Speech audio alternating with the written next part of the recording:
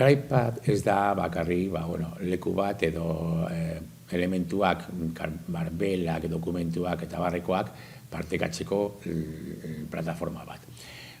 Momentu batean erabili dugu Drive moduan. Badaukagu gigabyte bat, hemen dago, gigabyte bat eta zen badaukagu erabilita.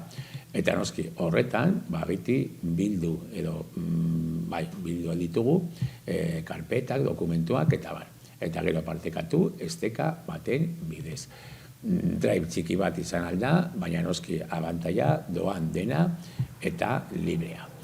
Nik hemen baditu ja karpeta batzuk sortuta eta lehen sortu dituen dokumentu batzuk. Hemen ja betikoa mugitzeko, Drive bezala mugituko gara, arrastatu leko batetik bestera elementuak, edo zuzen barruan jarri, edo horrelakorik.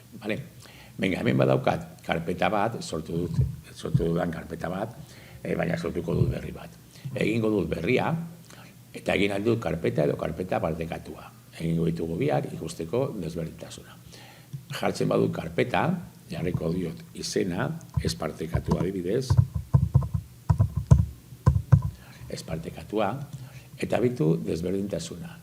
Hemen badauka ikono bat eta hemen beste bat. Baina momentu batean, hau ere partekatu aldut.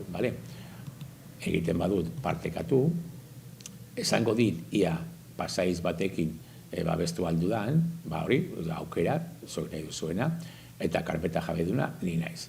A2, eta hemen berriro ikusteko, ara editatzeko den. Benga, kopiatuko dut esteka, editatzeko utziko dut, eta noski betikoa. Esteka hori, beste guztie edo beste baten bati pasatu. Benga, probatuko dugu nola geratzen den, adibidez zabalduko dut beste erabiltzaile bat, esango dio pegarei, eta venga, esta es una carpeta compartida, tal. Ez partekatua utxik dago noski, ez dauka ezer barruan, baina noski, orain baldin banoa eta pasatzen badiot dokumentu pare bat, multatzen banaiz kontu horretara, hor ditu ja dokumentuak. Eta baditut noski, Driven bezala, partekatuta editatzeko baimenarekin, eta idatzi edo editatu alditut dokumentuak. Behar bada ez da espazio handirik, baina nahikoa da, behar bada lan egiteko eta gauza batzuekin jolasteko. Hemen badaukagu kargatu fitxategiak eta kargatu karpeta, Driven bezala. Hemen badaukagu esteka berri bat sortzeko, bakarrik izango da esteka, orduan jarriko dut hemen izen bat emango diot estekari, ezagutzeko eta gogoratzeko, eta hemen URL, eta jazta, egingo da esteka bat hau bezalakoa. Lehen jarri dut hemen bat, eta sakatzen badugu, joaten gara, esaten digu batelako jarela horritik, eta joaten gara horri horretara.